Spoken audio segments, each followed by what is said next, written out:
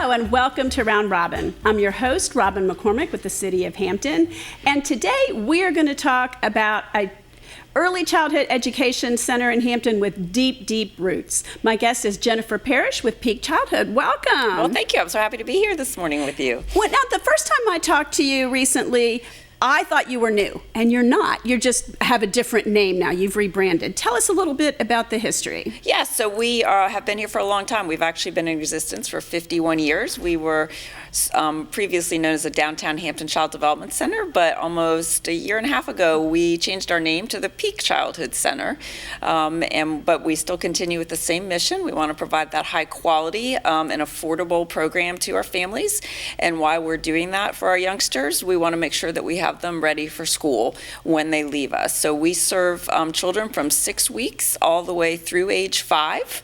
Yeah, it's amazing. We see these kids grow, and interesting fact for people is that 90% of our brain develops by age 5. So those babies that start with us at 6 weeks, we're there for 90% of their brain development, which is why the work that we do is so important. We are accredited as well by the National Association for the Education of Young Children, which is... So what does that mean? How important is accreditation, or what does it tell a parent? Yeah, well, that accreditation is really the gold standard for early childhood education, so it reassures our parents and our families that we do have a high-quality program. We do participate in the Virginia Kindergarten Readiness Program, so we, in doing so, are able to teach and assess our children to know if we're really meeting that mission. Most recent data has 40% of children who walked into kindergarten this fall in the state of Virginia weren't ready for school in either literacy, math, or social emotional skills. So we don't want our children to be part of that 40%. We want them to be 100% ready when they leave us. And we use curricula and other activities that really ensure our children are learning while they're there with us. So I think, some parents think of sort of a daycare up to a certain point and then preschool up to a certain point, but you're sort of a continuum, right? We are. We really, in our infant classrooms, our children start learning. We're introducing them to vocabulary words that they may not get anywhere else. We have activities that engage them. So we are assessing and teaching our children from the minute they walk in the door until the minute that they leave us. So it really is an early childhood education program that we offer at Peake Center.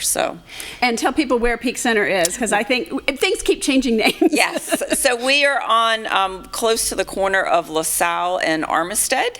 I do have to say we're super excited. We're going to be opening a second center in Newport News in 2024, which more than doubles our capacity for children, which will help hopefully open up some slots where we are in Hampton now, so that maybe we'll be able to get even more children in our current center. I have to say, though, in June we had a wait list of 415 children. Oh my gosh. Yeah. So, I knew you were full, but I had no idea. Yeah, and part of that is not only do they know we have the high quality program, but we offer an affordable program. So in Virginia, Virginia's ranked 10th in the country for the highest costs for infant care, with that on average being over $14,000 a year, and then for preschool, which is ages 3 and 4, it's $10,000. So for a family with a preschool age and an infant, they could be paying almost $24,000 a year, which is the second salary in a lot of cases. Exactly. Yeah. And so what we do is we're the only center in the area that has a sliding scale tuition. So we meet our parents where they are. Our parents, our families, are working families, but we also qualify for Virginia subsidies for childcare, as well as Armed Forces subsidies for childcare, and we're part of a new state program called the Mixed Delivery Grant, which our parents who qualify for that will have actually free tuition when they come to our center, because we receive some funding for the state from that. So that affordability piece is a big driver for us as well, because we want to keep these families in the workforce to help our workforce be more productive while preparing their youngsters for school. So affordable means, is there one set price, or is it variable based on income? I mean, how does that work? Yes, variable based on income. So we'll get information about a family's income and then decide where on our sliding scale we will put them. It also varies slightly per age, so it costs a little bit more for us to take care of infants. Yeah. So you'll see that being a little bit higher than you would say for our 3- and 4-year-old classrooms, but again, far, far below the state average in terms of cost, and again, again, many of our families also qualify for some of those other programs that helps offset their costs as well. So, but it's important that the support we get from the community, because we do receive funds from a variety of different places, but about 25 to 30% of our funding does come from donors, and that's how we can provide this program for our families. Well, I mean, it's been an institution in Hampton for so long, and I think people whose kids went there, 50 years ago or 25 years ago still feel that gratitude for what they got when they were there. Yeah, absolutely. And I will tell you that we actually now have parents who come in who were children in our center years ago. So we're seeing actually generations now come through our center, which is just a really amazing thing and speaks to the experience that people have with us as well. So we love seeing that happen. That is awesome. But now with the waiting list like that, when do you ever open up, or do people just, so you're awesome, but how can I get my child in? So we do say that you reach out to us and you'll fill out an application online and we'll get you on the waiting list. And we do, as children age up to other classrooms, that free spots. We do have some families that transition out of the area, for example. We do have some military families who bring their children to us. So we never quite know where the slot's going to open. So you'll get a call when we've got that slot, as long as you're on that waiting list, to see if you're ready to bring your child to us. We hope to build the capacity a little bit more in our current center as we continue to hire. And then again, as we open the second center in 2024, we know that's going to provide a lot more openings than we currently have. So, because you've got room to expand. My child went to elementary school there, 3rd through 5th grade. So I know you've got a nice building there. We do. We actually are so thrilled that we get to lease one of Hampton City Schools' former buildings, which was designed for young children. So it's perfect for us. Yes. Yeah. So, we are facing some of that staffing problem that you hear across the country right now. So as soon as we can continue to fill all of those staff positions, that means we can bring more kids in, because we have to adhere to a specific ratio of adults to children so that we can continue to be licensed by the state of Virginia. So in addition to accreditation, being accredited by NACCE, we are also a licensed facility. So what does it mean, what are some of the activities you do with kids that would be, different than what you'd get in kind of a daycare? Like, how do you work with them? So we have very large classroom spaces. So you'll see a number of centers in each classroom that the children can move through. And it might be a dramatic play center. It might be a block center. It might be a literacy center.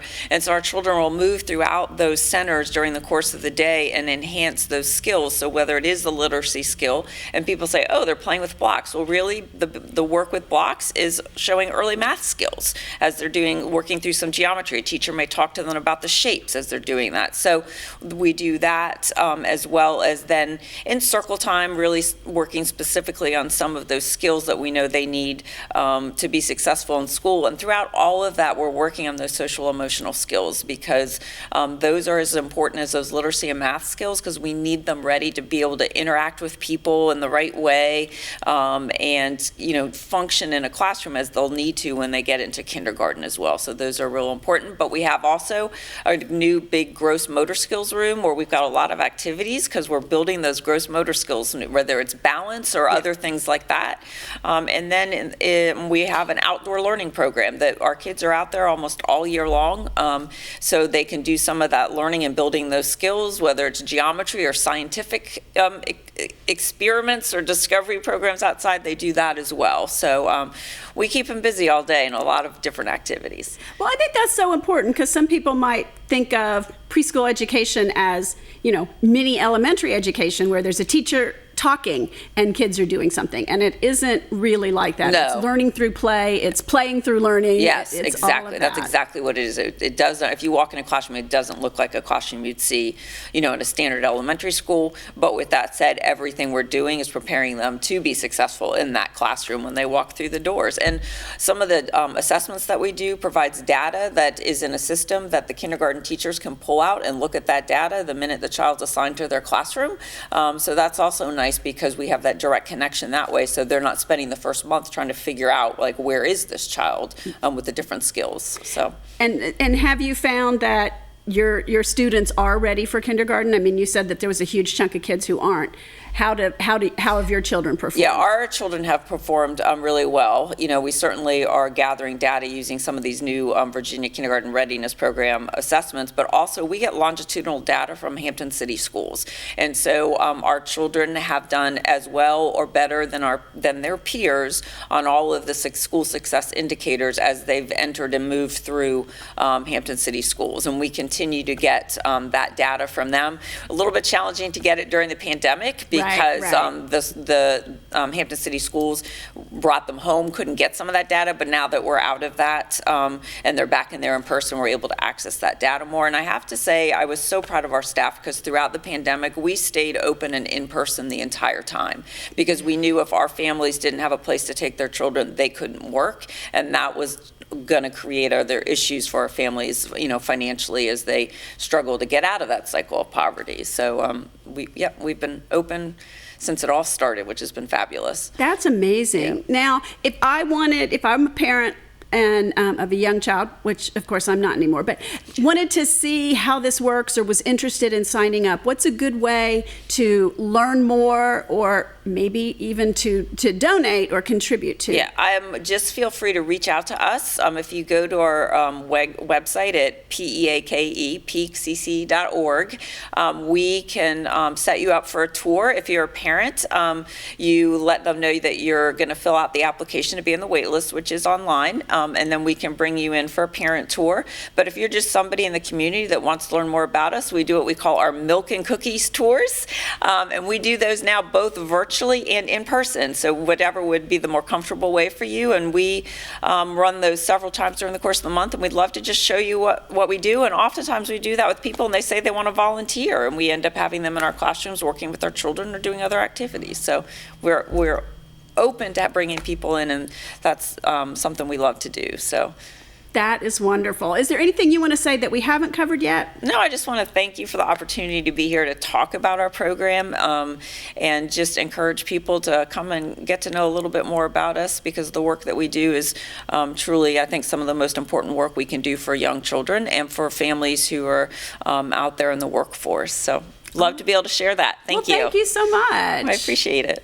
And thank you for watching. I hope you've learned a little bit about the Peake Childhood Center. They've been around under a different name, but have been contributing to educating our kids, getting them ready for school for a number of years. And I hope you will consider supporting them. Or if you have a young child, look at the waiting list. Thanks for watching.